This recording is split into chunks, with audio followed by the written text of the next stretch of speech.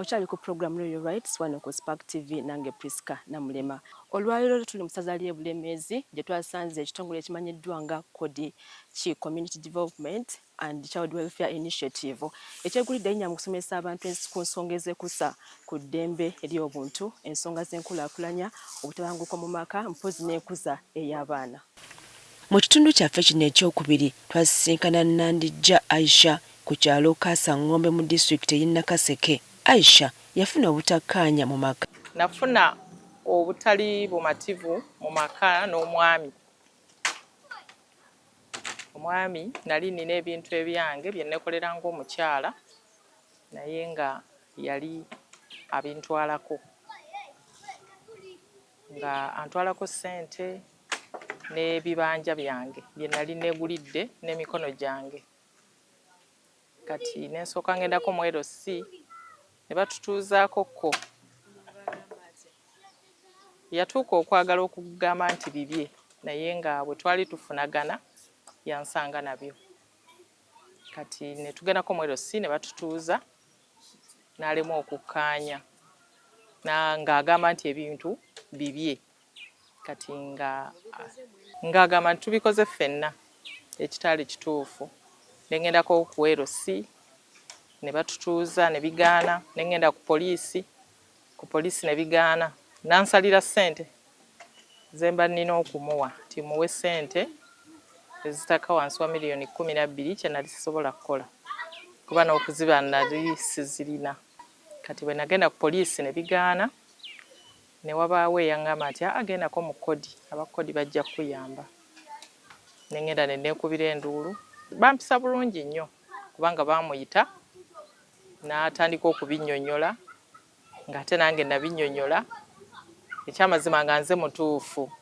Baamala ne bajja ku ground ne batutuuza ne bayita n'abatuuze bennyini ne basalawo nti ddala ebintu byange naye olw'obutaba mubi nnyo nasalawo ne muwaako ku bibanja ne musalirako n'atwalako ne twawukana. Ensonga z'endagaano kintu kikulu nnyo singa abaagalana babeera n'obutabanguko mu maka nga basazeewo okwawukana. Mu nsonga ya Aisha ne Kabiite we agamba nti okubeera n'endagaano kyamutasa kinene nnyo okununula ebimu ku bintu bye. KODI yatusaba endagaano ne tuzireeta ne tuziwaayo ddala nga kituufu kiri ku sayidi yange. Ne batukakkanya ne bansalirawo aba KODI ne baŋŋamba nti muweeko kubanga waliwo endagaano emu yali eriko amannya 2. Ne baŋŋamba ne tugabana. Ekitundu ekimu kyaliwo obulenzi ne tukitunda ne muwaako ku ssente, ekirala ne tukisalamu. N'ente yali azeesibako naye ng'ente zaali zange kubanga n'endagaano nali nzirina ez'ente. KODI n'esalawo n'egamba nti ente za mukyala era n'entolako ente emu yali ento nayo ne baŋŋamba nti gimu olw'okuba yabadde agirunda ne muwaako ente emu. KODI yatuyamba nnyo kubanga mu butuufu senga teyali KODI ebintu byange byonna byali bigenda kutokomoka bwe bityo nga sifunyeemu. Naye KODI njyebaza nnyo kubanga yankolera omulimu munene era omwami oyo buli lwe mmulaba manya nti akasente kange konna ke nnina kali mu mikono gye. Ensonga eyaviirako Aisha okwawukana ne bba kigambibwa nti bawa Aisha yafunayo Kabiite omulala ssaako n'okumuzimbira ennyumba wadde nga ye Aisha yali akyali mu muzigo. Ne kinnuma ne ŋŋambako nze ate nga nze akazigo ke twali tulimu kaali nti kange ye yali yajja n'akola ki n'ansangawo. Ne tusalawo KODI yatugamba nnyo nti ffe tetwawula wabula tutereeza butereeza. Naye olw'obusungu nze bwe nali nnina nga ndaba tekikyankolera. Naye nga bo baatufuba nnyo okumpumbirira nti muleke mukkaanye. Kati naye ekiseera kyatuuka n'ayagala okuneetondera naye nga obusungu naye nina bungi. kati bwe namugamba ne mugamba nti okusinziira ku mbeera gy'ontuusizzaako njagala twawukane. N'aŋŋamba nti okwawukana okuvaawo olina okubaako ssente z'ogenda okukola ki okumpa. Ne mugamba nti okusinziira ku by'okoledde omukyalo oli gw'ofunye sirinaayo 11 kye ŋŋenda kukola ki kye ŋŋenda kukuwa kubanga ssente ozoonoonye n'ozoonoonera awalala awatali wano. Aŋŋamba nti nga bw'onooba oganye okumpa ssente ŋŋenda kugenda mu FIDA. Kati nze ne ŋŋamba eyo ye pulaani gy'olina kati nze ŋŋende mu kodi.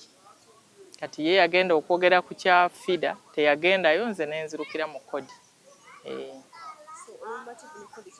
Ndi mumativu era nasanyuka nnyo.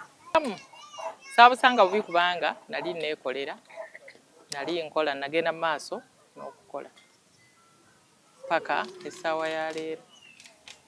Nali nazaalayo omwana omu n'afa. Ensonga nga zino tuzikuleetera wano ku Spark TV mu program Know Your Rights okuyambako ggwe omuntu ssekinnoomu okutegeera ebifa mu nsi n'ensonga lwaki abantu ababa baagalana batuuka okwawukana. Oluvannyuma lwa Aisha Nandijja okuyita mu bino byonna yafunamu ekyokuyiga era atunnyonnyola bye yayiga mu butabanguko bw'omu maka. Kye nafunamu ekyo nti abakyala oba abaana abawala bafube okulaba nti bafumba mu bufumbo obumanyiddwa, nti bw'oba olina ekikyamu ekizibu ekikutuuseeko obeera omanyiddwa. N'ebintu biri bwe muba nga waliwo okubikaaya ne baga nti ono mukyala we, naye obufumbo bw'okuba nti twetwala bwetwazi tewaliwo abumanya. Tebakumanya ate ne bw'otuuka mu buzibu era bakubuuza nti mulina certificate, kubanga nange omwami oyo yagimbuuza naye nga nali sigikola ki, nali sigirina kubanga ne mu bazadde baali tebamumanyi. Baali tebamumanyi kubanga omwami oyo bwe yasituka okujja ku ground ne bazadde bange baaliwo ne bamubuuza nti bazadde b'ono bakumanyi? Nti bamumanyi nga okumulaba obulabi naye nga mu maaso gaabwe yali takolanga ki, yali tamanyiddwa. Kati wangi nakwo okusomozebwa kwa maanyi okuba nti oli mu bufumbo nga abazadde bo tebaakuwa baluwa kugenda wa mwami oyo.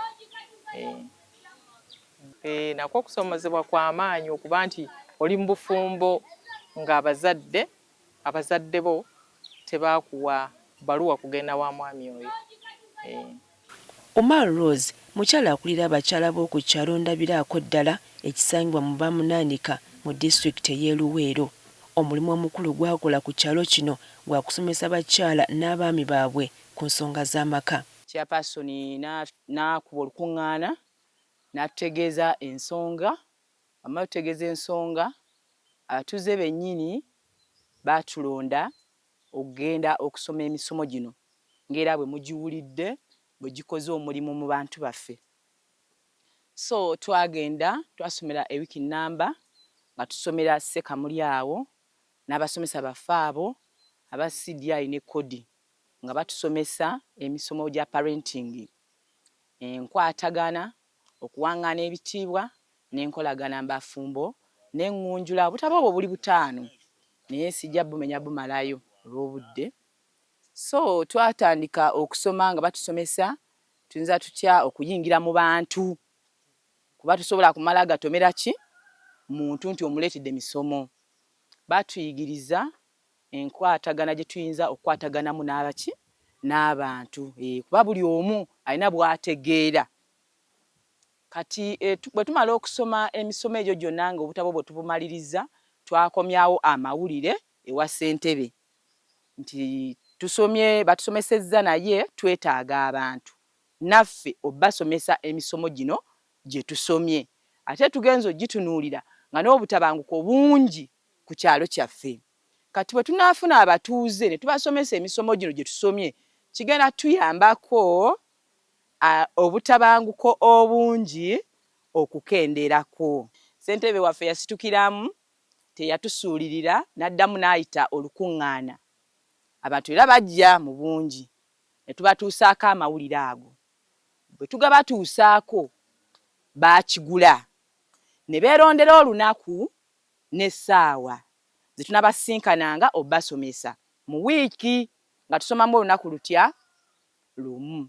Baatugamba tugera kusinkananga lunaku lwa Sande kuba buli muntu aba amaze okukolako okuva mu kusinza obuno obudde obusigadde tubuwengayo okuyiga. Bwe kityo bwe kyali twatandikanga okuyigiriza abantu olunaku lwalinga lwa Sande nga tusinkana essaawa 9. So mu mbeera y'obufumbo oba n'endera y'abaana abazadde baali beesulyayo gwa Naggamba.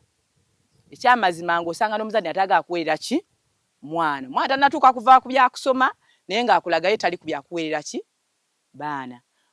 N'osiŋŋaana oli ye ngera bw'owulidde maama oli bw'ayogedde ng'embeera yakusika muguwa buli kadde n'omwagalwa we ate ekitasaanidde kuba muba mwefuna nga mwagalana. Kyokka ate ne mutuuka mu kutandika okwesika omuguwa. Kati okusika omuguwa buli kujja mu maka kakasa kukosa abaana. Era nga bw'omudde nti gwe omukyala fe abakyala obwongo bwaffe butono nnyo. Oddira obusungu bw'oli eyakuleeta. Amaze okukuba asambye epiki agenze gw'omanya agenze wa Beredene. Butono.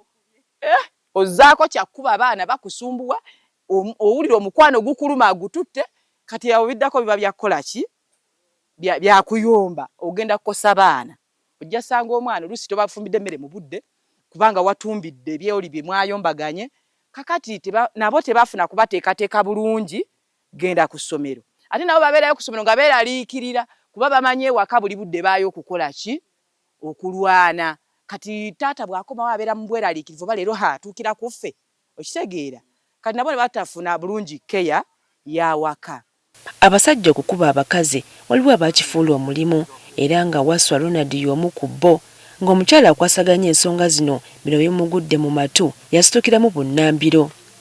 Eyo challenge twagifuna nnyo mukwano ku nsonga y'abasajja. Abasajja abo boolaba si bangu. Ebiseera ebisinga bagala batunuulira ekintu ng'alabanga ggwe atalina byakkola akigendamu. Era kakati ebyo ffe bitumalira budde nga ne mugenda okwekola ebyange mugenda mu ebyo. Era abasajja baabanga batono. Naye abaagirozaako obawulidde kye baakola baakyuka. Okitegeera gyayamba kinene. Era nze kyensinga nnyo okukubiriza abantu buli wembeera nti bw'owulirayo omusomo gwonna fuba okulaba nga owalula ebigere okole ki ogende obaayo n'ekyopiikinga ekikukyusa. Tetuli balungi abatuukiridde naye buli lwogenda mu musomo n'ogwenyigiramu oba n'ogubeeramu obaayo oko kyofunayo ekyokuyiga n'omanya nti ekino mbadde nno nkikola bwe nti nina kikola bwe nti n'oyambibwa. Ensonga ssemasonga ezireetera obutabanguko mu maka by'ebyenfuna. Obwavu obuyitiridde ng'omwami talina mulimu gwonna gw'aggyamu nsimbi kizibu ky'amaanyi. Ate era n'abo abafumbo nga bombi bakola era nga balinamu ne ku ssente kiyinza okuvaako obutabanguko. Mu byenfuna ng'abafumbo ensonga esookera ddala twali tetumanyi nnyingiza yaffe na nsaasaanya ng'ekyo tetukitunuulira. Ng'omuntu wafuna omutwalo agumeketa lumutwi ne guggwaawo nga tolowooza nti oba wayinza okubaawo ekyetaagisa enkya ekirala. Okiwulidde? Kati ne tuba nga twasobola okufuna emisomo egyo gyatuyambya ddala kinene okumanya ennyingiza yaffe n'ensaasaanya na biki bye tulina okukola era okuvaamu ki ssente. Kuba mu kusoma emisomo gino twateekamu ne saving. Kati ne tumanya nti omuntu osobola okufuna omutwalo n'osavingako 50,000 oba 4,000. Balance n'omukola ki n'omukozesa. Ng'enkya omwana bw'anajja alaga nti siina kitabo ojja kwanguyirwa. Okitegeera? Kubanga saving ono bw'ogendayo nobaga bannange ti neetaagayo ku ssente bweziti ne batunuulira akatabo ko ng'ekyamazima katambula buki bulungi. Bakuwa akasente ako k'osabye n'ogenda obusasula school fees adda akubanjibwa oba n'oteekako omuntu akutemerako akammonde ng'ate osuubira okukajjamu ki ssente oba okuteekako abatema ebinya bya kasooli ng'era osuubira okugjayo ki ssente ate n'okazaayo nga temuli magoba mangi gagenda kutwaza kibanja kyo. Okitegeera? Oba kutwaza bintu by'ebikalu. Kati ekyo ne kibanga nakyo kyatuyambako. Abantu batandika okutegeera ekyokukola. N'amanya nti oba bwengula akabuzi kano mu maaso kajja kuzaala. Okitegeera? Emisomo egyo ne gibanga kituyambye kinene nnyo. Okusobola okuvvuunuka ekizibu nga kino abantu balina okusomesebwa ensonga z'amaka. Kino okusobola okutuukirizibwa weetaagisaawo okuwuliziganya okw'abantu bombi. Kakati twali tetubitegeera naye baatukyusiza kiwanvu twategeera ekyokukola. Ate oba n'essuubi buli webaawo n'akantu oba n'essuubi naye buli lulinga ludde tuba mu kwekubagiza oba n'ekizibu ekijja ate ntunda kaki bannange naye kati tebikyaliyo ekyokukola tukimanyi. Kodi batuyambye nnyo era nze neebaza nnyo omwami Sseggujja mwebaza kubanga bwe baali batusomesa omusajja oyo yakola ky'amaanyi. Ate n'abaami bano ba Michael nabo tubeebaza nti bwe baamala otusomesa tebaatusuula nti kuba tusudde mu kyalo tukomewo tukole, baatandika okujjumbira okujjanga nga batulambula. Omanyi kyekitegeeza ggwe omuntu yakusomesa okujja n'akulambula kati obanga nammwe bwe muzze bwe mutyo omanyi kyekitegeeza era bwe yayisaga wawaso wakyamyewo emmotoka oba babadde baaki kati yewaso agenda kuzimba abo ssebo bakodi okitegeera bagenda wooyo yasoma bw'oba twagisoma tebajja era bakyama wooyo yagikola ki yagisoma kina kye kikyusa ku muntu. Naye bajjukiza nti kyandibadde kya buvunaanyizibwa nnyo buli muntu gy'oli eyo okubaako n'abantu be weesibako oba ebitongole bye weesibako okulaba nawe obulamu bwo busobola okukyukamu. Tulabye emboozi z'abantu bano ab'enjawulo bingi nnyo ebikyusa mu bulamu bwabwe, abafumbo, abali mu bizinesi n'ensonga endala ez'enjawulo.